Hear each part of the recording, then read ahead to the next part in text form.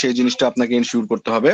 Finally এই সিকোয়েন্সটার উপর base করে আপনি একটা ডকুমেন্ট দাঁড় করাবেন, যে ডকুমেন্টের মধ্যে আপনি সকল ধরনের স্টেক হোল্ডারের যে রিকোয়ারমেন্ট গুলো আছে সেই রিকোয়ারমেন্ট গুলো আসবে। এবং ইন ফিউচারে এই যে রিকোয়ারমেন্ট গুলো আছে সেই রিকোয়ারমেন্ট গুলো যদি আপনি চেঞ্জ করতে চান, কিসের মাধ্যমে আপনি রিকোয়ারমেন্ট গুলো চেঞ্জ করবেন। সো ওভারঅল তার মানে কালেকশন থেকে শুরু করে কিভাবে প্রায়োরিটাইজ করবেন, প্রায়োরিটাইজ করার পরে কিভাবে ডকুমেন্টেশন করবেন, এবং ইন ফিউচারে যদি চেঞ্জের প্রয়োজন হয় কিভাবে করবেন, এই পুরোটাই রিকোয়ারমেন্ট ম্যানেজমেন্টের প্ল্যানের মধ্যে আসবে। তো এখন আমরা যদি রিকোয়ারমেন্ট মধ্যে আসি, কিভাবে রিকোয়ারমেন্ট কালেক্ট করব, তার আগে আমাদের জানা দরকার যে আসলে রিকোয়ারমেন্ট গুলো কিরকম হতে পারে। আমাদের বিভিন্ন ধরনের স্টেক হোল্ডার থাকে, স্টেক হোল্ডারের রিকোয়ারমেন্ট গুলো ডিফারেন্ট হতে পারে। যেমন আমার অর্গানাইজেশনের বিজনেস রিকোয়ারমেন্ট থাকতে পারে। বিজনেস রিকোয়ারমেন্ট কি, যেমন আপনার হয়তো একটা ফ্যাক্টরি আছে, একটা ইন্ডাস্ট্রি আছে, আপনি হয়তো আরেকটা ইন্ডাস্ট্রি দিতে চান। কি জন্য দিতে চান? কারণ হচ্ছে আপনার কাস্টমার ডিমান্ড আছে। এরপরে যেমন হতে পারে যে আপনার স্টেক হোল্ডার যারা আছে, যে আপনার ইন্ডাস্ট্রির মধ্যে হয়তো যে পরিমাণ কেমিক্যাল ডোজিং করতেছেন, এনভায়রনমেন্ট থেকে একজন ভদ্রলোক এসে বললো যে আপনি যে পরিমাণ ডোজিং করতেছেন এই জন্য আপনার এয়ার ট্রিটমেন্ট প্ল্যান লাগবে, অথবা ইফ্লুয়েন্ট ট্রিটমেন্ট প্ল্যান লাগবে, সয়েজ ট্রিটমেন্ট প্ল্যান লাগবে, ওয়েস্ট ওয়াটার ট্রিটমেন্ট প্ল্যান লাগবে। তো সেক্ষেত্রে দেখা গেছে যে এটা কিন্তু আপনার গভর্নমেন্ট অথবা রেগুলেটরি রিকোয়ারমেন্টের মধ্যে পড়ে যায়। সো তারপরে যেটা আসে, ধরেন আপনি যখন কোন একটা প্রসেস এক জায়গা থেকে আরেক জায়গায় হ্যান্ড ওভার করে দিলেন, একটা প্রজেক্ট করলেন, প্রজেক্ট করার পরে কিন্তু যারা অপারেশনে কাজ করবে, প্রজেক্ট থেকে যখন অপারেশনে হ্যান্ড ওভার করবেন, তার মানে প্রজেক্ট টিমকে কিন্তু অবশ্যই অপারেশনের কাছে একটা হ্যান্ড ওভারের আগে একটা ইন্টারিম পিরিয়ড থাকে, যে ইন্টারিম পিরিয়ডে একটা ট্রেনিং দিতে হয়। কারণ প্রজেক্ট টিমকে কিন্তু ট্রেনিংটা এনশিওর করে অপারেশন টিমের কাছে প্রোডাক্টটা অথবা প্রজেক্টটা হ্যান্ড ওভার করে দিতে হয়। এই টাইমটাকে বলা হয় হচ্ছে, আসলে এই টাইমের জন্য যে রিকোয়ারমেন্ট গুলো আছে, শুধু কি ট্রেনিং রিকোয়ারমেন্ট, টুলস রিকোয়ারমেন্ট, অথবা স্পেয়ার পার্টস রিকোয়ারমেন্ট, অথবা এক্সপার্টাইজ রিকোয়ারমেন্ট, সো কি কি ধরনের রিকোয়ারমেন্টস গুলো লাগবে এই প্রজেক্ট থেকে অপারেশনের ট্রানজিশনের জন্য, সেটাকে আমরা বলতেছি ট্রানজিশনাল অথবা রেডিনেস এর রিকোয়ারমেন্ট। এর বাইরে আসতে পারে কিছু কোয়ালিটি টাইপের রিকোয়ারমেন্ট, যেমন ধরেন আপনি কোন একটা project hand over project complete করতে চাচ্ছেন, কিন্তু প্রজেক্টের ক্ষেত্রে সিস্টেম হলো যে আপনি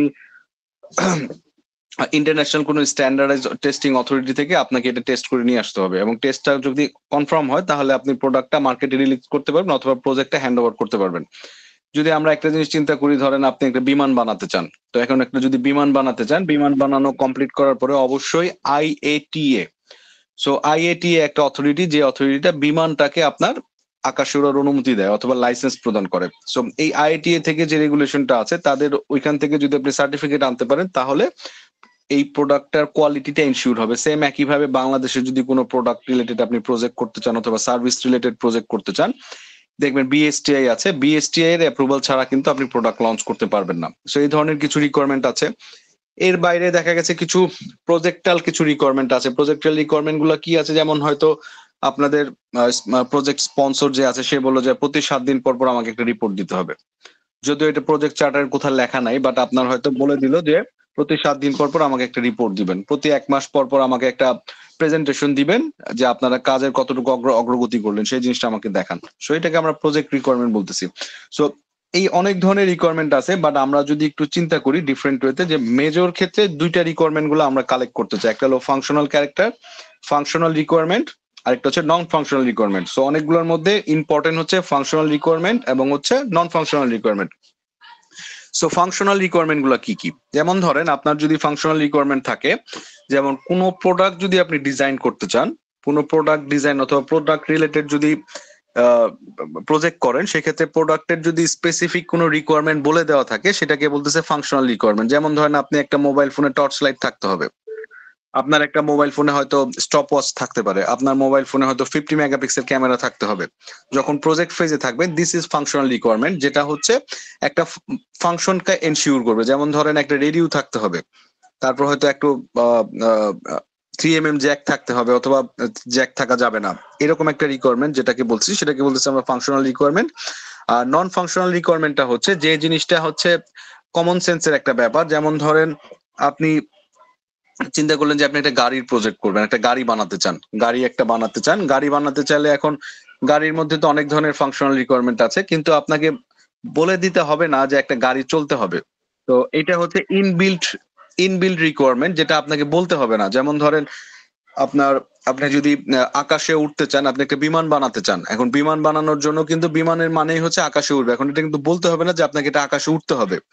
সো ফ্যাক্ট গুলো এরকম যে এই ধরনের এমন কিছু যে জিনিসটা হচ্ছে কোনো একটা কমন সেন্স, মানে একটা প্রোডাক্ট যদি আপনি করতে চান, এই প্রোডাক্টের নেচারই এইটা, বাট এটা কিন্তু কোনো ডকুমেন্টেড ওয়েতে থাকবে না যে আসলে এই কাজটা একটা গাড়ি, আপনার হয়তো বলা হলো যে একটা গাড়ি বানাবেন, গাড়ি বানানোর জন্য কোথাও কিন্তু রিকোয়ারমেন্ট থাকতে হবে না যে গাড়িটাকে মুভ করতে হবে, কারণ বাই ডিফল্ট ফিচার যেটা গাড়ি মানেই হচ্ছে মুভ করবে। সো কলম মানেই হচ্ছে লিখবে। এখন যদি এরকম থাকে যে আপনি একটা কলম বানালেন, সেই কলমটা লিখলো না, বাট প্রজেক্টের মধ্যে বললেন যে আমাকে তো বলেন নাই যে কলমটা দিয়ে লিখতে হবে, কলম তো বানাতে বলছেন, কলম বানিয়েছি, বাট কলম দিয়ে লিখতে হবে সেটা তো কোথাও লেখেন নাই। সো এই ধরনের কেসগুলোতে বাই ডিফল্ট যে ফিচার গুলো প্রোডাক্টের মধ্যে থাকে সেটাকে আমরা বলতেছি নন ফাংশনাল রিকোয়ারমেন্ট। সো কোনো প্রোডাক্টের ক্ষেত্রে যখন আমরা প্রজেক্ট হ্যান্ডেল করব তখন অবশ্যই প্রোডাক্ট অথবা সার্ভিসের ক্ষেত্রে আমরা ফাংশনাল রিকোয়ারমেন্ট এবং নন ফাংশনাল রিকোয়ারমেন্ট গুলো অ্যানালাইসিস করে নিব। কাদের থ্রুতে অ্যানালাইসিস করে নিব? ডেফিনেটলি এই রিকোয়ারমেন্ট গুলো আসবে আমাদের স্টেক হোল্ডারের কাছ থেকে। এখন দেখেন, যখন আমরা রিকোয়ারমেন্ট গুলো কালেক্ট করে ফেলবো, রিকোয়ারমেন্ট গুলো কালেক্ট করে ফেলার পরে আমাদের একটা ডকুমেন্টেশন থাকতে হবে, যে ডকুমেন্টের মধ্যে ওভারঅল সব রিকোয়ারমেন্ট গুলো থাকবে এবং এই রিকোয়ারমেন্ট গুলো কোত্থেকে আসছে সেটা আমরা সামনে ভ্যালিডেট করে নিব। বাট এটা হলো অ্যাকুমুলেশন অফ রিকোয়ারমেন্ট। যেমন ধরেন আমি বিভিন্ন ধরনের স্টেক হোল্ডারের কাছ থেকে, অনেক ধরনের স্টেক হোল্ডারটা একটু কনফিউশন লাগতে পারে। এখন আমরা আমাদের চ্যাপ্টার 13 যখন পড়বো তখন আমাদের স্টেক হোল্ডার ম্যানেজমেন্ট নিয়ে একটা ডিটেলস স্টাডি আছে, সেটা দিয়ে যখন আমরা একটু পড়াশোনা করব তখন হয়তো আরেকটু স্টেক হোল্ডারটা ক্লিয়ার হবে। আপাতত স্টেক হোল্ডার হচ্ছে, জিনিসটা বুঝে নেন, যে বা যারা প্রজেক্ট দ্বারা ইম্প্যাক্ট অথবা ইম্প্যাক্টেড হওয়ার সম্ভাবনা আছে।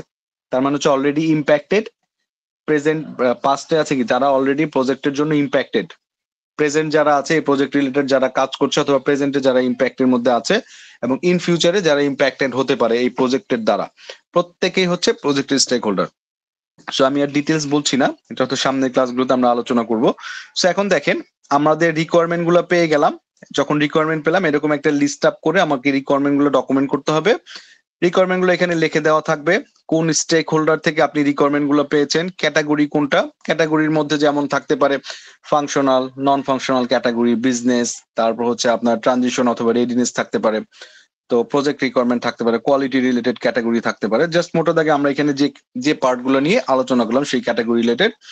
সো এবং প্রায়োরিটি গুলো কি আছে? প্রায়োরিটি মানে হচ্ছে, যেমন ধরেন যদি গভর্নমেন্ট এবং রেগুলেটরি রিকোয়ারমেন্টস গুলো থাকে তার মানে কিন্তু সেটার প্রায়োরিটি হাই, কারণ এটা আপনাকে অবশ্যই ডে ওয়ান থেকে স্টার্ট করতে হবে, আদারওয়াইজ কিন্তু আপনি এটাকে ম্যানেজ করতে পারবেন না। সো এর বাইরে যেটা আছে, অ্যাকসেপ্টেন্স ক্রাইটেরিয়াটা কি থাকবে, যেমন আপনার এই যে রিকোয়ারমেন্ট যেটা আপনার স্টেক হোল্ডার দিয়ে দিল, এই স্টেক হোল্ডারটা কিভাবে অ্যাকসেপ্ট করবেন। এই স্টেক হোল্ডার যে আপনাকে একটা রিকোয়ারমেন্ট দিল, বললো যে এই কাজটা করতে হবে, তো নর্মালি যেটা হয়, আপনার হয়তো পরিবেশ দপ্তর থেকে এসে বললো যে আপনি যে পানিটা ফ্যাক্টরি থেকে ডিসচার্জ করবেন অথবা প্রজেক্ট থেকে ডিসচার্জ করবেন, সেই ডিসচার্জ করতে গেলে যখন পানি বাইরে ছাড়বেন তখন পিএইচ এর মান 7 এর উপরে থাকতে হবে। তো এই 7 এর উপরে যখন থাকবে, এখানে হয়তো আপনাকে একটা রিকোয়ারমেন্ট দিয়ে দিল যে পিএইচ এর ভ্যালু 7 এর উপরে। তো ঠিক আছে, পিএইচ এর ভ্যালু 7 এর উপরে, তাহলে আপনি ভ্যালিডেশন করবেন কিভাবে? আপনি তো বলছেন যে হ্যাঁ আপনি পিএইচ এর উপরে 7 এর উপরে পেয়েছেন, তাহলে কিভাবে করবেন? এটা হয়তো বিভিন্ন ভাবে আমরা পিএইচ মেজার করতে পারি, যে কোনো একটা স্ট্যান্ডার্ড মেথড ফলো করতে পারেন, অথবা বলে দিতে পারেন যে আমি বিএসটিআই থেকে ভ্যালিডেট করে নিব, অথবা আমি বুয়েট থেকে ভ্যালিডেট করে নিব, অথবা কোনো ইন্টারন্যাশনালি রিকগনাইজড টেস্টিং বডি থেকে রিকমেন্ড করে নিব। তাহলে কি হলো, এখানে কিন্তু ক্লিয়ার যে আপনি কি রিকোয়ারমেন্ট আছে এবং এই রিকোয়ারমেন্টটা কি হলে একসেপ্ট হবে, এটা নিয়ে কিন্তু আর ইন ফিউচারে কোনো কনফিউশন থাকছে না। সেইভাবে যত ধরনের রিকোয়ারমেন্ট গুলো আছে সব ধরনের রিকোয়ারমেন্ট গুলো আমরা লিস্ট আপ করে ফেললাম, কিভাবে একসেপ্ট করব, কিভাবে এটা ভ্যালিডেট করব, কার মাধ্যমে ভ্যালিডেট করাবো। আমি করছি, একটা প্যারামিটার দেওয়া থাকবে, সেটা হলো অ্যাকসেপ্টেন্স ক্রাইটেরিয়া, এবং কে এইটাকে এনশিওর করবে সেটা হচ্ছে ভ্যালিডেশন মেথড বা টেকনিক অথবা এজেন্সিও আমরা বলতে পারি। সো এখন দেখেন, এই সবগুলো রিকোয়ারমেন্ট যখন আমি ডকুমেন্ট করে ফেললাম, তখন আমরা একটা রিকোয়ারমেন্ট ট্রেসেবিলিটি ম্যাট্রিক্স বানাবো। রিকোয়ারমেন্ট ট্রেসেবিলিটি ম্যাট্রিক্সটা কিরকম দেখেন, আমরা এই জিনিসটা যখন ওয়ার্ক ব্রেকডাউন স্ট্রাকচারটা পড়বো, যখন পড়বো তখন আমরা এই জায়গাটাতে আরেকটু ব্যাক করব। আপাতত এটা আমরা একটু স্কিপ করে রাখছি, এটা মাথায় রাখেন। রিকোয়ারমেন্ট ট্রেসেবিলিটি ম্যাট্রিক্সটা আমরা একটু স্কিপ করে রাখছি, এটা আবার একটু পরে আসবো। সো আমরা এরপরে যে পার্টটা আছে, দেখেন আমি আমার রিকোয়ারমেন্ট গুলো কালেক্ট করে ফেললাম। রিকোয়ারমেন্ট গুলো কালেক্ট করার পরে আমি কিন্তু, তার মানে আমার রিকোয়ারমেন্ট থেকে আমার স্কোপটা চলে আসবে যে আসলে আমাকে এখন করতেটা হবে কি, প্রজেক্টের কি কি করতে হবে। সো এখন দেখেন, আমি যেহেতু রিকোয়ারমেন্ট পেয়ে গেলাম, তার মানে রিকোয়ারমেন্ট থেকে আমি একটা প্রজেক্ট স্কোপ স্টেটমেন্ট পাবো। প্রজেক্ট স্কোপ স্টেটমেন্টটা কি রকম দেখেন, এটার মধ্যে থাকবে যে আসলে কি জন্য আমি প্রজেক্টটা করছি। এটা কিন্তু প্রজেক্ট চার্টারের মধ্যে আপনাকে যে প্রজেক্টটা অথরাইজ করবে সে আপনাকে কিছু ডাটা দিয়ে দিবে। আমরা গত ক্লাসে প্রজেক্ট চার্টার একটা টেমপ্লেটস দেখেছি। আর প্রজেক্ট স্কোপ স্টেটমেন্টটা হলো সোললি এই রিকোয়ারমেন্ট গুলো কালেক্ট করে প্রজেক্ট ম্যানেজার হিসেবে আপনি অথবা প্রজেক্টের মেম্বার হিসেবে আপনাকে কিন্তু এই প্রজেক্ট স্টেটমেন্টটা ক্লিয়ার করতে হবে যে প্রজেক্ট চার্টারে যা দেয়া আছে এবং আপনি এই প্রজেক্ট চার্টার থেকে কি কি বুঝেছেন এবং কতটুকু করতে চান। সো এইটার মধ্যে যেমন কি কি থাকবে, প্রজেক্টের স্কোপ স্টেটমেন্টের মধ্যে থাকবে হচ্ছে কি অবজেক্টিভে করছেন, প্রোডাক্টের ডেসক্রিপশনটা অথবা প্রজেক্টের ডেসক্রিপশনটা কি, রিকোয়ারমেন্ট গুলো কি কি আছে, অ্যাকসেপ্টেন্স ক্রাইটেরিয়া কি কি আছে, কি কি আপনি অ্যাজাম্পশন ধরে নিয়েছেন, কি কি অ্যাজাম্পশন ধরে নিয়েছেন প্রজেক্টের জন্য, তারপর কি কি রিস্ক গুলো আছে, কোনো যদি মাইলস্টোন থাকে কিনা। যেমন আমাদের যে ফেজ যেগুলো আছে প্রজেক্টের, প্রত্যেকটা ফেজের মধ্যে কিন্তু আমরা একটা মাইলস্টোন ধরে নিই। যেমন ধরেন হচ্ছে ইনিশিয়েশন ফেজ, প্ল্যানিং ফেজ, তারপর হচ্ছে ডুইং ফেজ, তারপর হচ্ছে মনিটরিং এবং কন্ট্রোল ফেজ। প্রত্যেকটা ফেজ যদি আমরা একটা মাইলস্টোন চিন্তা করি তাহলে মাইলস্টোন গুলো দেওয়া থাকবে এবং ডেডলাইনও থাকবে। ফান্ডের অ্যামাউন্ট দেয়া থাকবে, কোনো যদি চেঞ্জ করতে চান কিভাবে চেঞ্জ করবেন, কিভাবে অ্যাপ্রুভাল হাই রেখে গুলো আছে সেগুলা নর্মালি প্রজেক্ট স্কোপ স্টেটমেন্টের মধ্যে থাকে। সো আমরা যদি চিন্তা করি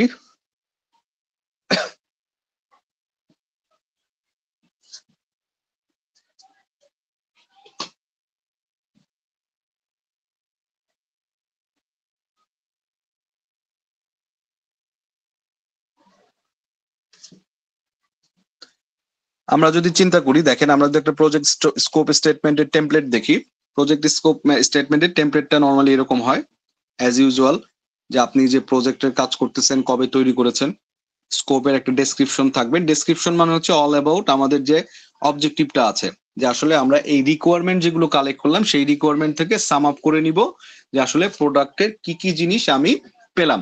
সেটা ফাংশনাল এবং নন ফাংশনাল রিকোয়ারমেন্ট দুটোই হতে পারে।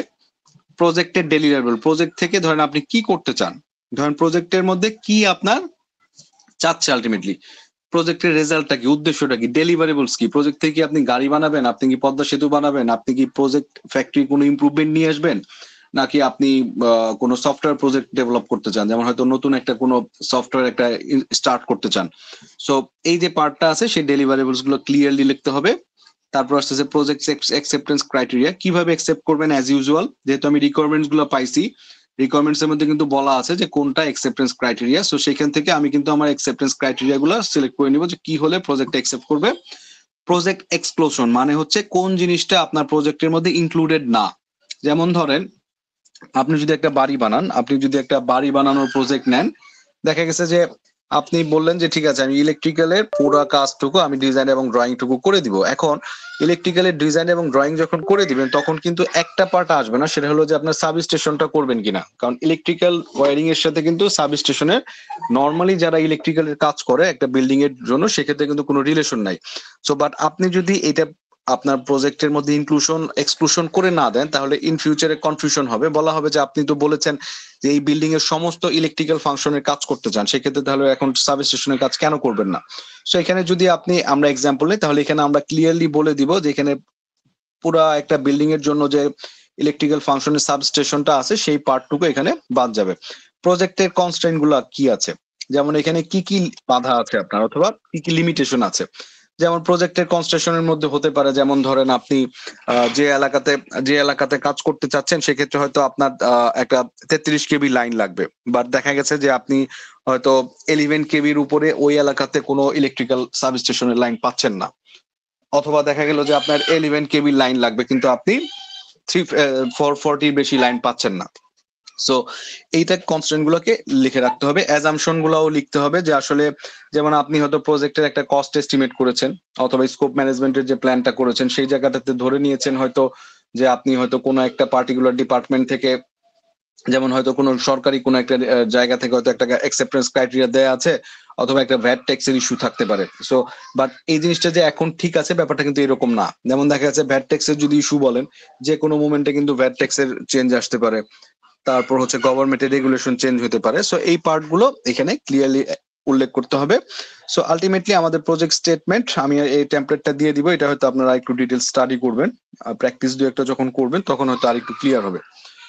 সো এইটা হলো প্রজেক্ট স্কোপ স্টেটমেন্ট। আপনি কিভাবে আপনার কাজগুলো করবেন এবং আপনি কতটুকু বুঝেছেন সেই কাজটুকু নিয়ে একটা অ্যাপ্রুভাল নিতে হবে, যে অ্যাপ্রুভালটা নিলে ক্লিয়ার হবে যে আপনি যেভাবে কাজটা করেছেন অথবা যেভাবে প্রজেক্ট চার্টারটা দেওয়া হয়েছে সেই প্রজেক্ট চার্টার অনুযায়ী আপনি কাজটা বুঝতে পেরেছেন।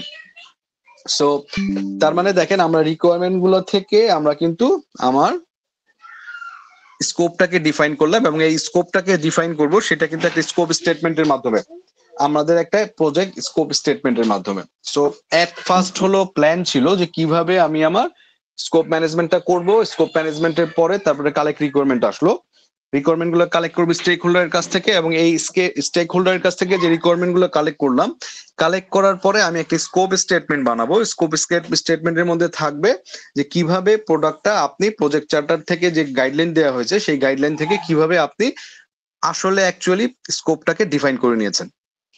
ফাইনালি দেখেন, আপনি কিন্তু সবকিছুই পেলেন। করার পরে এখন আপনি আসলে কাজটা কিভাবে করতে চান সেটা কিন্তু আপনাকে সাজাতে হবে। তো এই যে কাজটা করবেন অথবা কাজটাকে ওভারঅল প্রজেক্টটাকে কিভাবে ভাঙবেন, ছোট ছোট স্টেপ আকারে নিয়ে নেবেন, সেটাকে আমরা বলতেছি ওয়ার্ক ব্রেকডাউন স্ট্রাকচার। তার মানে একটা শুরু থেকে একটা শেষ পর্যন্ত যে প্রজেক্ট গুলো আছে, কতগুলো কাজের মাধ্যমে আপনি প্রজেক্টটা ক্লোজ করবেন, সেটাকে বলতেছি হলো আমরা scope work breakdown structure.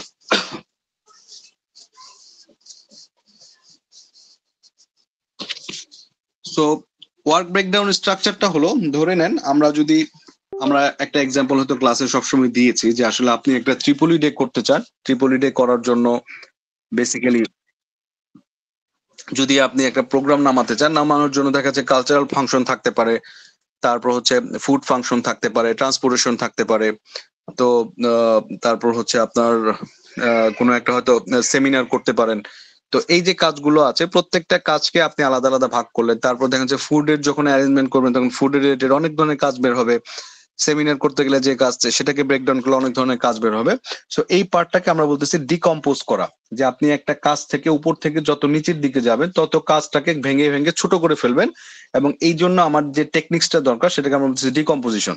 So decomposition মানে হচ্ছে বড় একটা কাজকে ছোট ছোট আকারে ভেঙে নেওয়া, যাতে করে একটা কাজটা আপনি শেষ করলে যাতে বলতে পারবেন যে হ্যাঁ আমার এখানে টোটাল 10টা কাজ আছে, তার মধ্যে আমি একটা কাজ শেষ করে ফেলেছি, তার মানে বাকি 9টা কাজ আছে।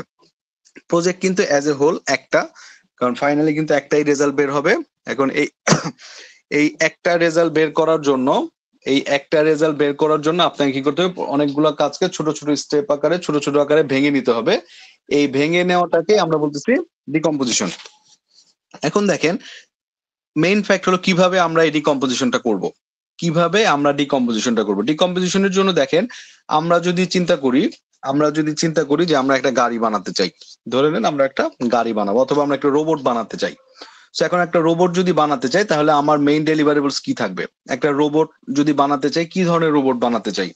যেমন ধরেন সে হয়তো 5 কিলো অথবা 500 মিটার সে যেতে পারবে এরকম একটা রোবট বানাতে চাই, অথবা একটা গাড়ি বানাতে, একটা স্পোর্টস কার বানাতে চাই, হয়তো 2500 অথবা 3000 সিসির একটা স্পোর্টস কার বানাতে চাই। সেটা যদি আমার মেইন ডেলিভারেবলস হয় যে আমি একটা 2500 সিসির স্পোর্টস কার বানাতে চাই, তো এখন ওইটাকে যদি আমরা ভাঙতে চাই, যদি ভাঙি এরকম যে is it possible to estimate cost and duration for deliverables, এখন আমি যদি 2500 সিসির একটা কার বানাতে চাই, এইটা থেকে কি আমরা কস্ট এবং কতদিন সময় লাগতে পারে এটা বানানোর কোনো আইডিয়া পাবো? ডেফিনেটলি যদি পাই তাহলে দেখেন, যদি আমার এই যে ডেলিভারেবলসটা আছে যে আমি একটা গাড়ি বানাতে চাই, গাড়ি বানানোর জন্য কত খরচ হবে এবং কতদিন সময় লাগবে, সেটা যদি আমরা পারি তাহলে আমরা 5 নাম্বারে চলে যাব। আর যদি দেখি না 5 নাম্বারের মধ্যে না যায়, তাহলে কি করতে হবে, আমাকে আবার স্টেপ 2 তে যেতে হবে। Is it possible to estimate cost and duration for deliverables? যদি দেখি যে না এটাকে হচ্ছে না, তাহলে কি করব, গাড়ি বানানোর জন্য প্রথমে কি লাগবে আমার, ডেফিনেটলি একটা বডি লাগবে, একটা চেসিস লাগবে, চেসিসের সাথে আপনার টায়ার লাগবে, ইঞ্জিন লাগবে, লুকিং গ্লাস লাগবে, সাইড গ্লাস লাগবে, ইলেকট্রিক্যাল অ্যাক্সেসরিজ গুলো লাগবে। আপনি হাইব্রিড গাড়ি বানাবেন না নর্মাল গাড়ি বানাবেন, সেই যে পার্ট গুলো আছে ভেঙে ভেঙে কিন্তু নিয়ে আসতে হবে। যতক্ষণ পর্যন্ত না আপনি একদম ফিক্সড কস্ট এবং এই কস্ট খরচ করে আপনার প্রোডাক্টটা বানাতে কতটুকু লাগবে, সময় লাগবে, সেটা বের করতে না পারবেন, ততক্ষণ পর্যন্ত আপনি এটাকে ভাঙতে থাকবেন। কতক্ষণ পর্যন্ত ভাঙবো? যতক্ষণ পর্যন্ত না একটা ফিক্সড কস্ট বের হবে যে এই কাজটা করতে কত টাকা লাগবে এবং ঠিক কতদিন সময় লাগবে। মাথায় রাখেন আবার যে একটা কাজ আমি ততক্ষণ পর্যন্তই ভাঙবো যতক্ষণ পর্যন্ত না আমি একটা ফিক্সড কস্ট, যে কাজটা করতে কত টাকা খরচ হচ্ছে এবং কতদিন সময় লাগবে এই কাজটা করতে বের করতে না পারবো। যখন কাজটা কমপ্লিট হয়ে যাবে তখন কিন্তু আমি যখন কাজটা কমপ্লিট হয়ে যাবে তখন কিন্তু আমি আমার ডিকম্পোজিশনটা ক্লোজ করে ফেলবো। সো আমরা যদি একটা চার্টের মাধ্যমে এইভাবে দেখি, যেমন ধরেন আমার এখানে যদি ডেলিভারেবলস গুলো থাকে, ডেলিভারেবলস থেকে যদি আমি কস্ট অ্যান্ড ডিউরেশনটা যদি আমি এস্টিমেট করতে পারি তাহলে আমি কি করব, আমার ডিকম্পোজিশনটা স্টপ করে দিব, আর যদি না পারি তাহলে আমি ফার্দার ডিকম্পোজ করতেই থাকবো। সো আমরা যদি একটা এক্সাম্পল দেখি, ধরে নেন কোন একটা পার্ট আছে, এটাকে যদি আমার প্রজেক্টের মেইন নাম ধরি, আমি প্রজেক্টের মধ্যে 4টা মেজর ডেলিভারেবল আছে, 1.1 একটা ডেলিভারেবলস, 1.2 একটা ডেলিভারেবলস, 1.3 একটা ডেলিভারেবলস এবং 1.4 একটা ডেলিভারেবলস, 4টা মেজর ডেলিভারেবলস আছে। এখন দেখা গেল যখন আমি এই 1.1 অথবা নিড অ্যাসেসমেন্টের একটা ডেলিভারেবলস নিলাম, ডেলিভারেবলস এর মধ্যে দেখা গেল যে এইটার মধ্যে আবার টোটাল 4টা সাব প্রোডাক্ট আছে অথবা সাব ডেলিভারেবলস আইটেম আছে। সো এই সাব ডেলিভারেবলস আইটেম যখন থাকবে সেই পার্ট গুলাকে কি করলাম, আমি ভেঙে ফেললাম, ওইটাকেও ভাঙবো, ওই সাব ডিভিশনটাকেও ফার্দার ভাঙবো যতক্ষণ পর্যন্ত কস্ট এবং ডিউরেশনটা আমি এস্টিমেট করতে পারছি না। এখন ইন্টারেস্টিং পার্ট দেখেন, লাস্টে এখানে একটা পার্ট দেখেন, এখানে কোডিং এর কথা বলা হয়েছে। কোডিং এর কথা মানে কি, দেখেন প্রত্যেকটার মধ্যে কিন্তু একটা নাম্বার আছে, যে 1.1, 1.2, 3, 4, যখন আপনি 1.1 কে ফার্দার ভাঙবেন তখন এটা আসছে 1.1, এখান থেকে আবার 4টা পার্ট আসছে, প্রত্যেকটা পার্ট থেকে কিন্তু আবার ভেঙে আসছে। তার মানে এই কোডিংটা কিন্তু প্রয়োজন, এই কোডিংটার মাধ্যমে ইন ফিউচারে আমরা কি করব, ট্র্যাকিং রাখবো, যে আসলে এই ট্র্যাকিংটা রাখবো কিভাবে, যে একটা আরেকটার সাথে কিভাবে রিলেটেড। এখন দেখেন আমি যদি এই কোডিং থেকে একটা এক্সাম্পলে আসি, তাহলে ওভারঅল যদি ওয়ার্ক ব্রেকডাউন স্ট্রাকচারটা কেমন হবে, যদি ওয়ার্ক ব্রেকডাউন স্ট্রাকচারের একটা জেনেরিক ফরম্যাট এটা হয়, তাহলে ধরেন একটা ওভারঅল প্রজেক্টের নাম থাকবে, প্রজেক্টের নামের মধ্যে মেজর ডেলিভারেবলস একটা আইটেম থাকলো, এরপরে যেটা আসতেছে দেখেন মেজর ডেলিভারেবলস আর একটা হলো কন্ট্রোল অ্যাকাউন্টস। আচ্ছা, আমরা এখানে একটা জিনিস দেখবো, যেখানে মেজর ডেলিভারেবলস থেকে একটা আইটেম আছে, একটা হলো কন্ট্রোল অ্যাকাউন্ট আর একটা হলো ওয়ার্ক প্যাকেজ। সো কন্ট্রোল অ্যাকাউন্টটা কি জিনিস? কন্ট্রোল অ্যাকাউন্ট হলো এমন একটা জিনিস যে জিনিসটা থেকে আমরা কস্ট এবং যে জিনিসটা থেকে আমরা কি করি, কস্ট এবং ডেলিভারেবল একদম কমপ্লিট আইডিয়াটা একবারে পাই না। একটা জিনিস মাথায় রাখবো কি হচ্ছে, যে কোনো একটা ডেলিভারেবলস থেকে আমি যখন এটাকে ভাঙবো, কিন্তু ভাঙলে ওইটা থেকে আমি কস্ট এবং ডেলিভারি একবারে আউটপুট পাই না। যদি আউটপুট না পাই, যতক্ষণ পর্যন্ত না পাবো ততক্ষণ পর্যন্ত সেটা হলো কন্ট্রোল অ্যাকাউন্টে থাকবে। যতক্ষণ পর্যন্ত আমরা কস্ট এবং আউটপুটে যদি পেয়ে যাই, কস্ট এবং ডেলিভারি টাইম মানে ডিউরেশনটা যদি পেয়ে যাই, সেটা হয়ে যাবে আমার ওয়ার্ক প্যাকেজ। তার মানে আপনি একদম লাস্ট মোমেন্টে যে পার্টটা পাবেন সেটাকে আমরা বলতেছি হলে ওয়ার্ক প্যাকেজ, যেটা থেকে আপনি কস্ট এবং ডিউরেশন গুলো পেয়ে যাবেন। এখন দেখেন এই কন্ট্রোল অ্যাকাউন্ট যেটা আছে, এই 3টা ওয়ার্ক প্যাকেজ মিলে কিন্তু একটা control account. So control account কিন্তু ইটসেলফ একা কিন্তু কস্ট এবং ডিউরেশন দিতে পারে না, বাট এই 3টা ওয়ার্ক প্যাকেজ যখন আমি যোগ করব, তাহলে 3টা ওয়ার্ক প্যাকেজের কস্ট এবং ডিউরেশন মিলে কিন্তু কন্ট্রোল অ্যাকাউন্টে কস্ট এবং ডিউরেশনটা আসবে। সো এইটাকে কিন্তু আমরা বলতেছি কন্ট্রোল অ্যাকাউন্ট। আর মেজর ডেলিভারেবলস কিন্তু কন্ট্রোল অ্যাকাউন্ট থেকেও আসতে পারে অথবা ডাইরেক্টলিও আসতে পারে। সো এটা একটু মাথায় রাখবেন। ওয়ার্ক প্যাকেজ হলো একদম সর্বনিম্ন ইউনিট, যে ইউনিটটা আমাকে কস্ট এবং ডিউরেশনটা এনশিওর করে। সো আরেকটা পার্ট আছে এখানে দেখেন, আমরা ওয়ার্ক ব্রেকডাউন স্ট্রাকচারকে যদি আরেকটা পার্টে দেখি, যেমন অনেক সময় দেখা গেছে যে আমরা কন্ট্রোল অ্যাকাউন্ট থেকে যখন ভাঙবো, ডিকম্পোজ করব, তখন কিন্তু ডাইরেক্ট আমি ওয়ার্ক প্যাকেজ পাই না, মানে একদম কাজ করার মতো অথবা কস্ট এবং ডিউরেশনের জন্য পাই। তখন আরেকটা পার্ট আসে যেটাকে আমরা বলতেছি প্ল্যানিং প্যাকেজ। প্ল্যানিং প্যাকেজটা কি, যখন কন্ট্রোল অ্যাকাউন্টটাকে ফার্দার ডিকম্পোজ করেও কস্ট এবং ডিউরেশনের আইডিয়া পাওয়া যায় না, তখন সেটাকে আমরা বলতেছি প্ল্যানিং প্যাকেজ। সো প্ল্যানিং প্যাকেজকে যত কন্ট্রোল অ্যাকাউন্ট থেকে প্ল্যানিং প্যাকেজ থেকে কিন্তু ওয়ার্ক প্যাকেজ আসবে। সো নর্মালি যেটা হচ্ছে, লোয়েস্ট লেভেলটাকে কিন্তু আমরা ওয়ার্ক প্যাকেজ হিসেবে ডিক্লেয়ার করছি। সো আমরা যখন কাজ করব তখন এই পার্টটাকে ভেঙে একদম ওয়ার্ক প্যাকেজ পর্যন্ত যাব, প্রজেক্ট থেকে একদম ওয়ার্ক প্যাকেজ পর্যন্ত যাবে, এবং প্রত্যেকটা কিন্তু একটা করে কোডিং থাকবে, সিকোয়েন্সিয়াল একটা করে কোডিং থাকবে। কোডিং গুলা দেখেন, আমরা কোডিং থাকার পরে আমি কিছুক্ষণ আগে বলেছিলাম যে ধরেন এই যে একটা ওয়ার্ক ব্রেকডাউন স্ট্রাকচার বানালাম, প্রত্যেকটার একটা কোডিং আছে। সো এই যে কোডিং যেগুলো আছে, কোডিং এর সাথে আমি কিছুক্ষণ আগে বললাম যে আমার রিকোয়ারমেন্টের পেজে আমি একটু ফেরত যাবে বলেছিলাম যে রিকোয়ারমেন্ট ট্রেসেবল ম্যাট্রিক্সটা কি ছিল।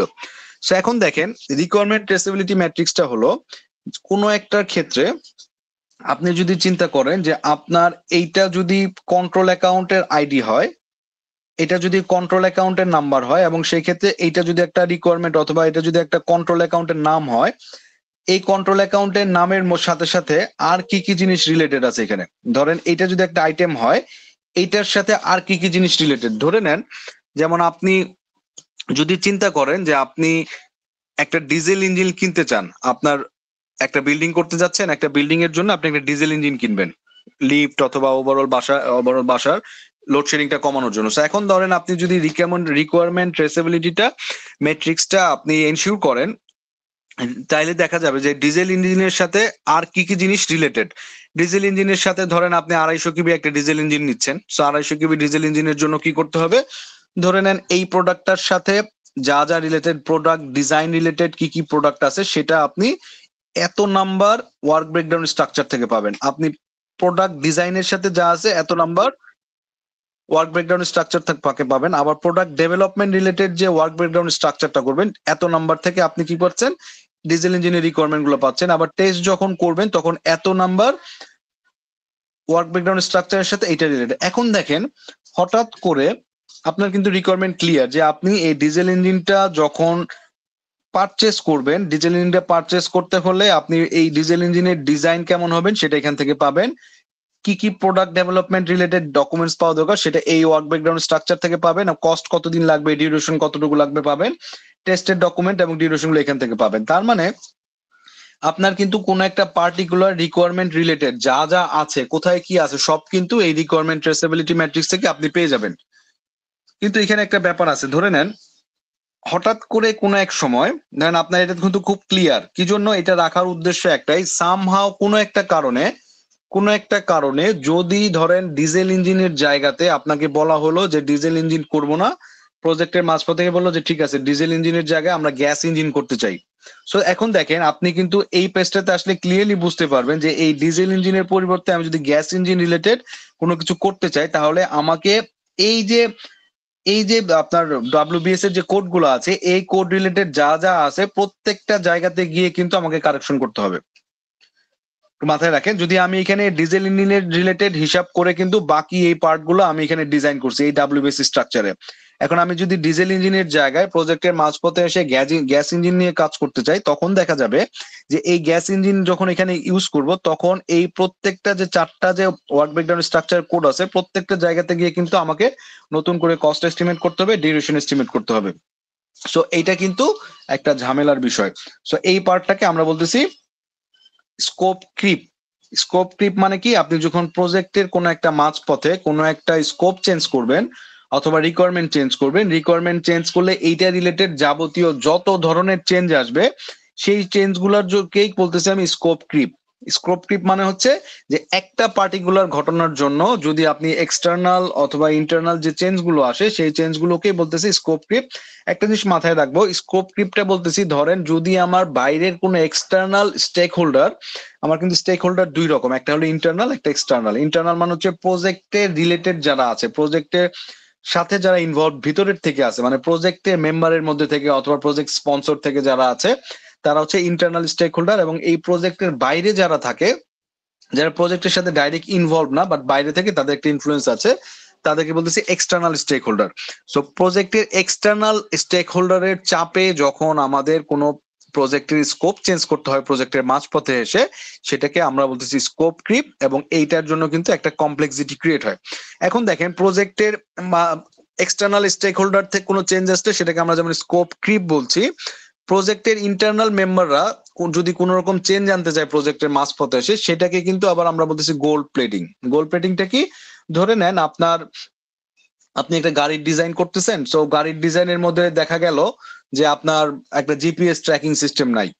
সো হঠাৎ করে আপনার কোন একজন টিম মেম্বার যারা আছে প্রজেক্ট টিম মেম্বার বলে যে ঠিক আছে এখানে একটা স্পেস আছে আমরা একটা জিপিএস ট্র্যাকার দিয়ে দিই, খুব বেশি কস্টিংও আসবে না।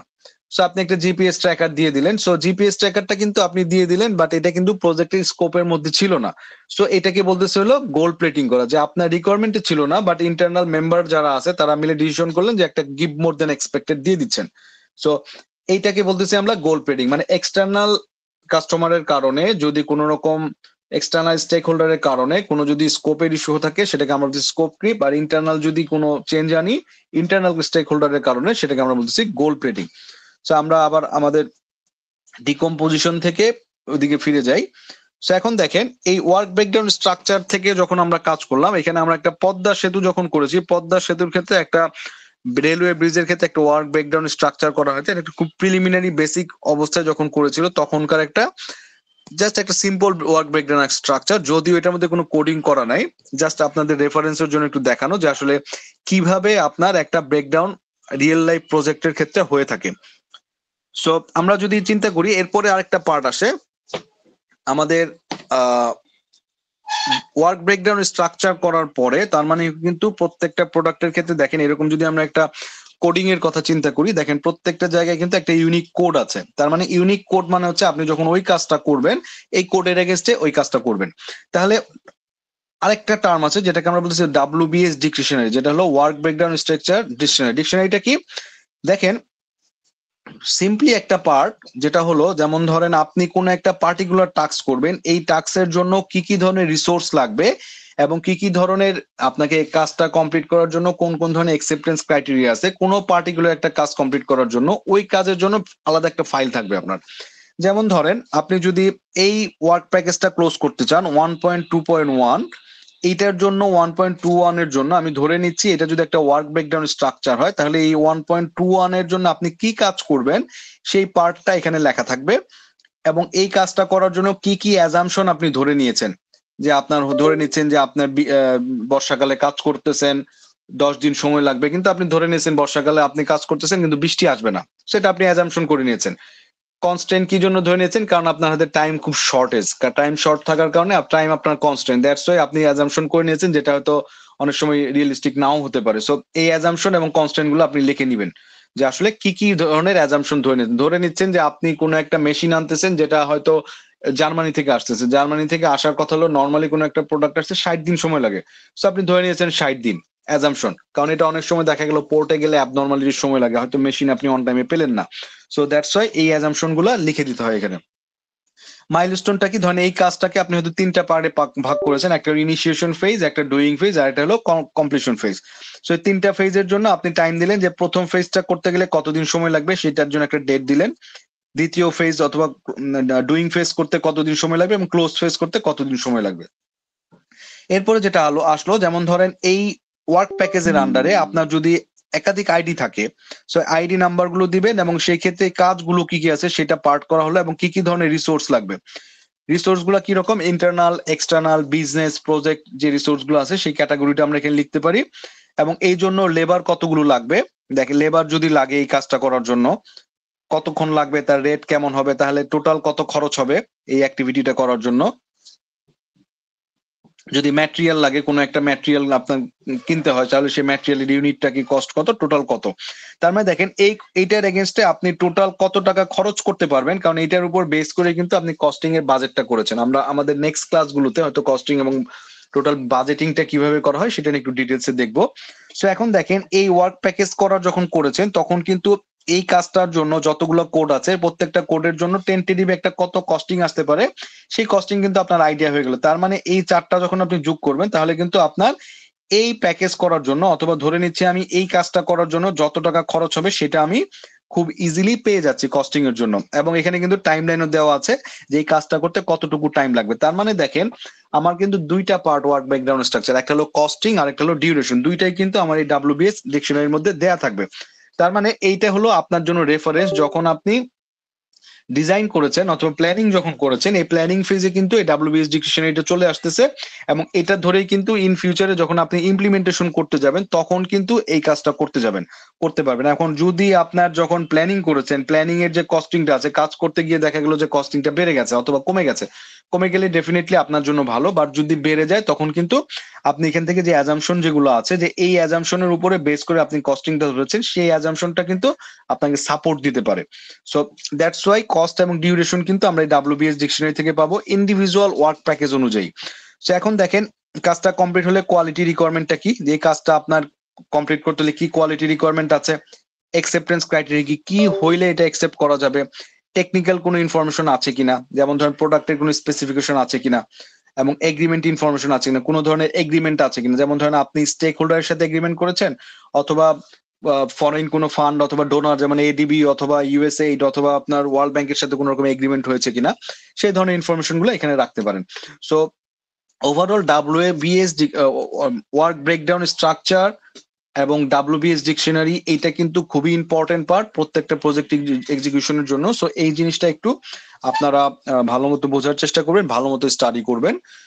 আর এরপরে দেখেন, এই যখন সবকিছু হয়ে গেল, হয়ে যাওয়ার পরে আমরা একটি স্কোপ বেসলাইন নিয়ে নিচ্ছি। স্কোপ বেসলাইনটা কি বলি? স্কোপ বেসলাইন হলো এতক্ষণ পর্যন্ত আমরা কি করলাম, স্কোপ স্টেটমেন্ট করলাম, ওয়ার্ক ব্রেকডাউন স্ট্রাকচার করলাম, work breakdown structure, WBS dictionary করলাম। এই যে পার্ট যেগুলো আছে, প্রত্যেকটা পার্টের যে অ্যাপ্রুভাল ডকুমেন্টস গুলো থাকবে, সেই ডকুমেন্টস গুলোকে আমরা বলতেছি হলো স্কোপ বেসলাইন। তার মানে দেখেন, আমি কিন্তু এখনো কাজ শুরু করি নাই, আমি কিন্তু এখন পর্যন্ত প্ল্যানিং ফেজে আছি। সো প্ল্যানিং ফেজটা থেকে যখন আমার অ্যাপ্রুভালটা হয়ে যাবে, যেমন আমি প্রজেক্টের একটা স্কোপ স্টেটমেন্ট পেলাম, ওয়ার্ক ব্রেকডাউন স্ট্রাকচার পেলাম, প্যাকেজ পেলাম, প্ল্যানিং প্যাকেজ পেলাম এবং WBS ডিকশনারি পেলাম, এই প্রত্যেকটার অ্যাপ্রুভাল কপি কে অ্যাপ্রুভালটা দিবে? প্রজেক্ট স্পন্সর আপনাকে অ্যাপ্রুভাল করে দিয়ে দিবে যে ঠিক আছে, এভরিথিং ফাইন, চার্টারের সাথে আপনি প্রজেক্টটা যেভাবে স্কোপটার মধ্যে নিয়ে আসছেন সেই দুইটা যখন ম্যাচ করে অ্যাপ্রুভাল দিয়ে দিবে, তখন কিন্তু আপনি বুঝে নিবেন যে না, আপনার কাজটা ঠিক আছে। সো এটাকেই বলতেছি স্কোপ বেসলাইন। সো এইখানে যে 5টা আইটেম আছে, এই 5টার অ্যাপ্রুভ কপিটাকে আমরা বলতেছি হচ্ছে বেসলাইন, যেটা ধরে আপনি সামনের দিকে আগাবেন। এখন দেখেন, আমরা এতক্ষণ পর্যন্ত যে কাজগুলো করলাম, সবগুলো কাজও কিন্তু আপনার প্রত্যেকটা এতক্ষণ পর্যন্ত যে কাজগুলো করেছি সবগুলো কাজে কিন্তু আমার কি প্রেডিক্টিভ যে প্ল্যানিং মেথড গুলো আছে, আমরা জানি দুইটা ধরনের আছে, একটা হলো প্ল্যান ড্রিভেন অথবা প্রেডিক্টিভ অথবা ওয়াটারফুল মেথড প্রজেক্টের, আরেকটা আছে অ্যাজাইল অথবা চেঞ্জ ড্রিভেন মেথড অথবা অ্যাডাপটিভ অথবা চেঞ্জ ড্রিভেন মেথড। সো আমরা এতক্ষণ কিন্তু যা করলাম, আগে থেকে প্রেডিক্ট করে নিচ্ছি অথবা প্ল্যান করে নিচ্ছি যে এভাবে কাজ করতে হবে। তাহলে এই যে অ্যাডাপটিভ এনভায়রনমেন্টের জন্য আমরা কিভাবে কাজটা করব? সো অ্যাডাপটিভ এনভায়রনমেন্টের জন্য আমরা যেমন ধরেন এখানে খুব সুন্দর মতো কি করেছিলাম, একদম শুরু থেকে চিন্তা করেছিলাম কি, আমাদের এখানে একটা মেজর ডেলিভারেবলস গুলো ছিল। সো আমাদের প্ল্যান ড্রিভেনের ক্ষেত্রে কি ছিল, মেজর ডেলিভারেবলস ছিল, প্রজেক্ট থেকে মেজর ডেলিভারেবলস গুলো ছিল। আমি যদি এখানে একটু ব্যাক করি, সে প্রজেক্ট থেকে আমার কন্ট্রোল অ্যাকাউন্ট গুলো ছিল, যেটাকে আমরা বলতেছিলাম মেজর ডেলিভারেবলস, প্ল্যানিং প্যাকেজ এবং ওয়ার্ক প্যাকেজ। এটা হলো প্ল্যান ড্রিভেনের সিকোয়েন্স। বাট যখন আমরা চেঞ্জ ড্রিভেনে চলে আসবো, তখন নামগুলো চেঞ্জ হয়ে যাবে। তখন দেখেন, আমি ওখানে যেটাকে বলতেছিলাম কন্ট্রোল ফেজ, এখানে সেটা আসতেছিল রিলিজ হিসাবে। যখন আমরা অ্যাডাপটিভ এনভায়রনমেন্ট মানে চেঞ্জ ড্রিভেন কোনো পার্টে যাব, তখন সেটাকে আমরা বলতেছি হলো রিলিজ। রিলিজটা থেকে যখন আমরা কন্ট্রোল অ্যাকাউন্ট গুলোকে বলতেছি রিলিজ, রিলিজ থেকে যখন আমি আরো ফার্দার নিচে যাব, তখন সেই পার্টটাকে ভেঙে আমি বলতেছি আইটারেশন। এই রিলিজ গুলোকে আমি ভাঙতেছি হলো আইটারেশন হিসাব করে, এই আইটারেশন গুলোকে ভাঙতেছি আমি ফিচার হিসাবে, এই ফিচার গুলোকে ভাঙতেছি টাস্ক হিসাবে। মানে দেখেন, যখন কোনো একটা সফটওয়্যার ডেভেলপ করতে যাব অথবা চেঞ্জ ড্রিভেন কোনো এনভায়রনমেন্টে আমরা প্রজেক্টে কাজ করতে যাব, ওয়ার্ক ব্রেকডাউন স্ট্রাকচার যখন করব, তখন কিন্তু আমাকে কিন্তু এই যে বলতেছিলাম control account, planning package, work breakdown package, work package, এগুলো কিন্তু আমি আর বলতে পারবো না। তখন আমাকে কিন্তু নামই চেঞ্জ করে দিতে হবে। আমাকে বলতে হবে যে আমাকে রিলিজ, যেমন ধর একটা ডেলিভারেবল যেটা আছে প্ল্যান, আমি সেটাকে বলবো হচ্ছে রিলিজ। তো রিলিজ গুলো আবার কি করছে, অনেকগুলো ক্ষুদ্র ক্ষুদ্র ভাগে ভাগ করবো। জাস্ট আপনার কন্ট্রোল অ্যাকাউন্ট থেকে আমি যখন প্ল্যানিং অ্যাকাউন্টে আসলাম, এটাকে বলতেছে হলো রিলিজ গুলাকে অনেকগুলো আইটারেশনের সমন্বয় হচ্ছে আমার হচ্ছে রিলিজটা তৈরি। আবার এই প্রত্যেকটা আইটারেশন হলো অনেকগুলো ফিচারের সমন্বয়ে গঠিত। তো এই প্রত্যেকটা ফিচারকে আবার আমি বলতেছি হলো টাস্কের মধ্যে ভেগ করতেছি। তার মানে দেখেন, প্ল্যান ড্রিভেনের ক্ষেত্রে অথবা প্রেডিক্টিভের ক্ষেত্রে ওয়ার্ক প্যাকেজ হলো সর্বনিম্ন অ্যাকাউন্ট, বাট আমি যদি চেঞ্জ ড্রিভেন এনভায়রনমেন্টে যাই, তাহলে টাস্ক বলতেছি সেটা হলো আমরা সর্বনিম্ন অ্যাকাউন্ট। জিনিস কিন্তু সেম, বাট হচ্ছে ডিফারেন্সিয়েট করা যে আপনি কোন মেথোডোলজিটা ফলো, চেঞ্জ ড্রিভেন করছেন না প্রেডিক্টিভ করছেন। সো আমরা যদি আলোচনা করি যে আসলে এই রিলিজ, ইটারেশন, ফিচার, টাস্ক, এই জিনিসগুলো আসলে কি জিনিস। সো আমরা যদি একটু ডিটেলসে ঢুকতে চাই, দেখেন, তো রিলিজ হচ্ছে এমন কয়েকটা জিনিস, রিলিজ গুলা কি অনেকগুলো আইটেম, আমরা যেমন ওখানে ডেলিভারেবলস বলেছিলাম প্রেডিক্টিভের ক্ষেত্রে, যে আমি ক্ষুদ্র ক্ষুদ্র অনেকগুলো পার্ট করে নিয়েছি, ডেলিভারেবলস বলছি। ডেলিভারেবলস যেটা আছে একদম প্রজেক্টটাকে মধ্যে থেকে প্রথমেই আসলো হচ্ছে ডেলিভারেবলস বা কন্ট্রোল অ্যাকাউন্ট। এই কন্ট্রোল অ্যাকাউন্ট অনেকগুলো কন্ট্রোল অ্যাকাউন্ট মিলেই একটা রিলিজ হচ্ছে, আমরা একটা রিলিজ বলতেছি। সো এই রিলিজ গুলাকে বলতেছি, ধরেন অনেকগুলো রিলিজ থাকতে পারে, তার মধ্যে প্রায়োরিটি আমরা ইনশিওর করি, যেহেতু কোনটা এই মোমেন্টে দরকার। ধরে নেন আমরা যদি একটা সফটওয়্যার ডেভেলপ করতে চাই, সফটওয়্যার ডেভেলপের মধ্যে যখন আমরা উবারের কথা চিন্তা করি অথবা আমরা যখন পাঠাওয়ের কথা চিন্তা করি, দেখা গেল যে ইনিশিয়ালি ওরা কিন্তু ট্রান্সপোর্টটা নিয়ে আসছিল, উবার ড্রপ অথবা পাঠাও কার নিয়ে আসছিল, এরপরে আসলো কিন্তু বাইকের ফ্যাসিলিটিটা। সো ইনিশিয়াল কিন্তু যদি আমি চিন্তা করি, রিলিজ ওয়ানে ছিল কারের ডিমান্ডটা ছিল, রিলিজ টু তে আসছে প্রাইভেট কার, রিলিজ থ্রিতে হয়তো উবার ইটস অথবা পাঠাও ইটস অথবা কুরিয়ার পার্টটা চলে আসছিল। সো সিকুয়েন্সিয়ালি কিন্তু এই জিনিসগুলো চলে আসে যে কোন সময় কোনটা রিলিজ হচ্ছে। সো এইটাকে বলতেছি রিলিজ। এখন এই রিলিজের মধ্যে থেকে এক একটা রিলিজ দেখেন, এই রিলিজের মধ্যে কিন্তু অনেকগুলো ডেলিভারেবলস আছে, পার্ট বাই পার্ট আছে। যেমন দেখা গেল আপনাকে প্রোডাক্ট ডিজাইন করতে হচ্ছে, কোডিং করতে হচ্ছে, তারপর টেস্টিং করতে হচ্ছে, তারপর কিন্তু আপনি ফাইনাল আউটপুটটা দিতে পারছেন। সো এই প্রত্যেকটাকে যদি আমি অনেকগুলো টাস্কের মধ্যে ভাগ করি, দেখেন এই টাস্ক গুলোর মধ্যে যদি আমি একটা রিলিজের কথা চিন্তা করি, আমি যদি এই রিলিজের কথা চিন্তা করি, রিলিজ ওয়ানের মধ্যে যে টাস্ক গুলো আছে, সেই টাস্ক গুলোর মধ্যে যদি আমি ধরে নেই যে এটাকে আমি প্রোডাক্ট ব্যাকলগ বলা হয়। প্রোডাক্ট ব্যাকলগটা মানে কি, একটার মধ্যে যখন অনেকগুলো টাস্ক থাকে, এই রিলিজের মধ্যে যখন অনেকগুলো টাস্ক থাকে, এই টাস্ক সম্পূর্ণ টাস্ক গুলোকে আমরা বলতেছি হলো product backlog. So product backlog এর মধ্যে আবার কি থাকে, প্রোডাক্ট ব্যাকলগ এর মধ্যে কিন্তু আইটারেশন থাকতেছে অ্যাজ ইট ইজ। এই আইটারেশনের মধ্যে আবার কি থাকে, অনেকগুলো ফিচার থাকে। সো আবার আইটারেশন ওয়ান এর মধ্যে ফিচার থাকতেছে অনেকগুলো, আইটারেশন টু এর মধ্যে অনেকগুলো ফিচার থাকছে, এরকম এক একটা রিলিজের মধ্যে কিন্তু অনেকগুলো আইটারেশন থাকে, প্রত্যেকটা আইটারেশনের মধ্যে অনেকগুলো ফিচার থাকে। এখন দেখেন এই আইটারেশন যখন একটা আইটারেশন নিলেন, আইটারেশন টু হলো, তার মানে এই আইটারেশনটাকে যখন আপনি ভেঙে নিলেন, তখন এটা কিন্তু আবার আইটারেশন ব্যাকলগ হয়ে গেল। সো আইটারেশন ব্যাকলগ এর মধ্যে কি দেখেন, এই আইটারেশনকে যখন আপনি নিয়ে আসলেন, তখন এটার মধ্যে ফিচার ওয়ান আসলো, ফিচার ওয়ানকে আবার সাব পার্ট ভাগ করে আমরা কি করছি, ইউজার স্টোরি নাম দিয়েছি। তো ফিচারটাকে ভেঙে কিন্তু ইউজার স্টোরি ওয়ান আসছে, ইউজার স্টোরি ভেঙে কিন্তু task one, task two, task three, যেটাকে আমরা বলতেছিলাম একদম ইন পয়েন্টে যেটা আসতেছিল। তার মানে দেখেন রিলিজ ওয়ান এর মধ্যে আসতেছিল আইটারেশন ওয়ান, আইটারেশনের ওয়ান এর মধ্যে আছে এই চারটা ফিচার, এই চারটা ফিচারের মধ্যে এক নাম্বার ফিচারের মধ্যে ইউজার স্টোরি ওয়ান যদি বলি, এটার মধ্যে চারটা টাস্ক আছে। সো আমরা যদি একটু চিন্তা করি যে এইরকম প্রত্যেকটা পার্ট, এখন যখন আপনি কাজ করতে যাবেন, যদি আপনি রিলিজ ওয়ান নিয়ে ইনিশিয়ালি কাজ করেন, তাহলে আপনাকে ফার্স্টে আইটারেশন ওয়ান কমপ্লিট করতে হবে। আইটারেশন ওয়ান যদি কমপ্লিট করতে চান, তাহলে আপনাকে এই feature one, user story one, এই ফিচার ওয়ানের যা যা আছে সেগুলো কমপ্লিট করতে হবে। এবং এই আইটারেশন ওয়ান কমপ্লিট করতে হলে চারটা ফিচার আছে, তার মানে feature one, feature two, feature three, feature four, এইটা যখন কমপ্লিট করবেন, তখন আপনি আইটারেশন ওয়ান কমপ্লিট করবেন। এই আইটারেশন ব্যাকলগ লোকার মধ্যে কিন্তু আইটারেশন টু রিলেটেড যা আছে সবগুলোই থাকবে। আলটিমেটলি টাস্কে ব্রেকডাউন করে আস্তে আস্তে কাজ করতে হয়। সো এই release, product backlog, iteration backlog, এগুলো আপনার পরীক্ষার মধ্যে হয়তো আপনাদের এক্সাম্পল সহ, ডেফিনেশন সহ এক্সাম্পল আসতে পারে। আর প্র্যাকটিক্যালি যখন করতে যাবেন অ্যাজাইল এনভায়রনমেন্ট অথবা স্ক্রাম মাস্টার এনভায়রনমেন্টে, তখন হয়তো আপনারা জিনিসগুলো আরো একটু ক্লিয়ারলি বুঝবেন। সেখানে product backlog, iteration backlog, user stories সম্পর্কে ডিটেল গাইডলাইন দেওয়া আছে। সো এটা একটু আপনারা দেখে নিবেন। আর যখন আপনি আমাদের যে পার্টটা ছিল, আমরা কিন্তু স্কোপ ম্যানেজমেন্টের মধ্যে যেটা করলাম, কালেক্ট রিকোয়ারমেন্ট করলাম, ডিফাইন স্কোপ করলাম, ডিফাইন স্কোপের পরে আমরা কি করলাম, আপনার এনভায়রনমেন্ট ওয়ার্ক ব্রেকডাউন স্ট্রাকচার ভেঙে তারপর কি করলাম, যেহেতু ওয়ার্ক ব্রেকডাউন স্ট্রাকচার আমি করে ফেলাম, এগুলো কিন্তু সবগুলো প্ল্যানিং ফেজ ছিল, প্ল্যানিং ফেজে করে ফেলাম। তারপরে এই স্কোপ ভ্যালিডেট এবং কন্ট্রোল যেটা, সেটা কিন্তু আমার যখন কাজ করতে যাব তখন কন্টিনিউয়াস মনিটরিং এবং কন্ট্রোলের মধ্যে রাখতে হবে। সো এই স্কোপ ভ্যালিডেশন এবং কন্ট্রোল যখন আমরা করব, দেখেন স্কোপ ভ্যালিডেশন এবং কন্ট্রোলের মধ্যে অনেকগুলো টুলস এন্ড টেকনিক্স আছে। কিরকম, যেমন ধরেন আপনি ডান, ডেফিনেশন অফ ডান, ডানটা যে বলবেন, কখন বলবেন যে আপনি কাজটা কমপ্লিট করে ফেলেছেন। তারপর হচ্ছে ডেফিনেশন অফ রেডি, কোন একটা কাজ আপনার রেডি আছে নেক্সট প্রসেসের জন্য, কখন বলবেন। অ্যাকসেপ্টেন্স ক্রাইটেরিয়া কি, ভ্যালিডেট স্কোপটা মানে কি বোঝাচ্ছেন।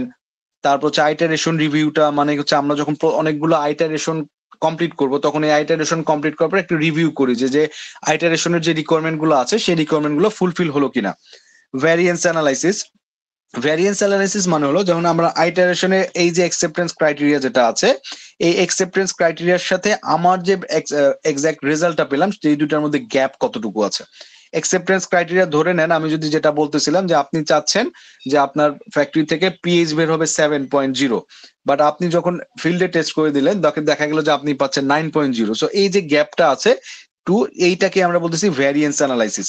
সো এই যে ভ্যারিয়েন্স অ্যানালাইসিসটা আছে, তখন আমরা আবার দেখতে পারি ট্রেন্ড অ্যানালাইসিস করে দেখতে পারি। ট্রেন্ড অ্যানালাইসিস কি, যেমন ধরেন আপনি হয়তো প্রথম 1 মাসে দেখলেন যে আপনার পিএইচ এর 7 থাকার কথা, অ্যাকসেপ্টেন্স ক্রাইটেরিয়া এটা হয়তো আস্তে আস্তে 9 এর দিকে নামতেছে, অথবা মাসের মাঝামাঝি এসে দেখা গেল 6 নেমে গেছে। একটা ট্রেন্ড পান কিনা যে মাসের শেষের দিকে এসে আপওয়ার্ড হয়, মাসের প্রথম দিকে এসে একটু ডাউনওয়ার্ড থাকে, 7-এর নিচে নামে। আপনার রিকোয়ারমেন্ট হলো 7-এর নিচে রাখা, বাট দেখা গেল মাসের শেষের দিকে এসে 7-এর উপরে বেড়ে যাচ্ছে। যদি দেখেন যে এরকম কোনো ট্রেন্ড পাচ্ছেন, তাহলে জাস্ট ট্রেন্ডের এগেইনস্টে আপনাকে কারেক্টিভ অ্যাকশন নিতে হবে।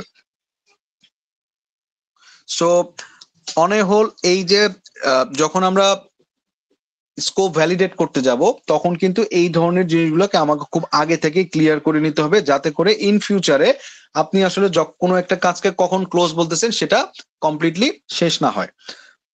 অ্যাজ ইউজুয়াল আমরা যখন কোনো চেঞ্জ করতে যাব, চেঞ্জ করতে গেলেও সেম একইভাবেই একদম আমরা যেটা বললাম scope, requirement matrix, traceability matrix যেটা দেখলাম, আমরা যখন কোনো চেঞ্জ আনতে যাব তখন কিন্তু রিকোয়ারমেন্ট ট্রেসেবিলিটি ম্যাট্রিক্স ধরে ধরে আমাদের প্রত্যেকটা জায়গাতে কিন্তু আবার নতুন করে কাজ করতে হবে, যাতে করে কোনো চেঞ্জ যখন আমি আনবো, চেঞ্জের ইম্প্যাক্ট গুলো প্রত্যেকটা যাতে অ্যারেস্ট করা হয়। এবং কোনো একটা এরকম হয় না যে আমি ধরে নিচ্ছি যে কাজটা কমপ্লিট হয়ে গেছে, কাজ করতে যখন যাব, যেদিন কাজ করার প্ল্যান সেদিন গিয়ে দেখা গেল যে কাজটা আসলে রেডি হয় নাই কোনো একটা টুলস চেঞ্জের জন্য। So that's why requirement traceability matrix ধরে ধরে আমরা কি করব, স্কোপ যদি চেঞ্জ করতে হয় সেই স্কোপ গুলো চেঞ্জ করে নিব।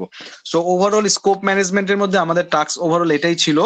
সো স্কোপ ম্যানেজমেন্ট এর মধ্যে যদি আপনাদের কোনো কোশ্চেন থাকে করতে পারেন, আদারওয়াইজ স্কোপ ম্যানেজমেন্টটা নিয়ে কোনো কোশ্চেন থাকলে আপনারা করতে পারেন, হয়তো আমরা 2-1টা কোশ্চেন নিয়ে আলোচনা করতে পারি যদি আপনাদের কোনো কোশ্চেন থাকে।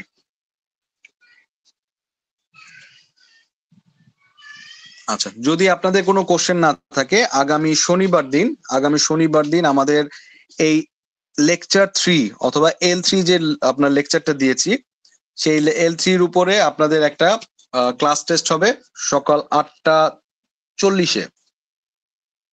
8:40 থেকে 40 মিনিটের একটা ক্লাস টেস্ট হবে আপনাদের। ক্লাস টেস্টের মার্ক থাকবে 20 মার্কস। আমরা 2টা 10-10 মার্কসের 2টা কোশ্চেন থাকবে, 2টা কোশ্চেন আপনারা 40 মিনিটের মধ্যে অ্যান্সার করবেন।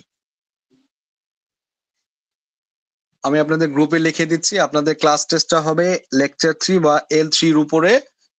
আর পরীক্ষাটা হবে 8:40 থেকে 9:20 পর্যন্ত। 8:40 থেকে 9:20 পর্যন্ত। কোশ্চেন হবে 2টা 10-10-20 মার্কসের মধ্যে, মোটামুটি মিডিয়াম টু শর্ট কোশ্চেন দিব। ডেফিনেশন এবং টাইপের কিছু এক্সাম্পল কোশ্চেন আপনাদেরকে দিব আর কি ইনশাল্লাহ। সো কার কোনো কোশ্চেন যদি না থাকে, আমরা আগামীকালকে 8:30 থেকে 10টা পর্যন্ত একটা ক্লাস নিব। সো আগামীকালকে 8:30 থেকে 10টা পর্যন্ত আপনারা প্রেজেন্ট থাকবেন। আর আগামী শনিবার দিন আপনাদের এক্সাম হবে, এক্সামের প্রিপারেশনটা নিয়ে রাখবেন। যদি কোনো কোশ্চেন না থাকে, প্রত্যেকে আপনারা আপনাদের অ্যাটেন্ডেন্সটা দিয়ে লগ আউট করতে পারেন। Thank you. স্যার আমাদের কি স্যার ক্লাস রেকর্ডটা কি পাওয়া যাবে? ক্লাস রেকর্ড, ক্লাসের রেকর্ডিং তো করা হয় না স্যার। ক্লাস কি রেকর্ড করব? ক্লাস রেকর্ড করবেন কেন? না, যদি পারমিশন দেন তাহলে করব, এটার জন্য জিজ্ঞেস করলাম। না, ক্লাস রেকর্ড করাটা ঠিক হবে না। যারা যারা ক্লাস করতেন তারা তো ক্লাসে ছিলেনই।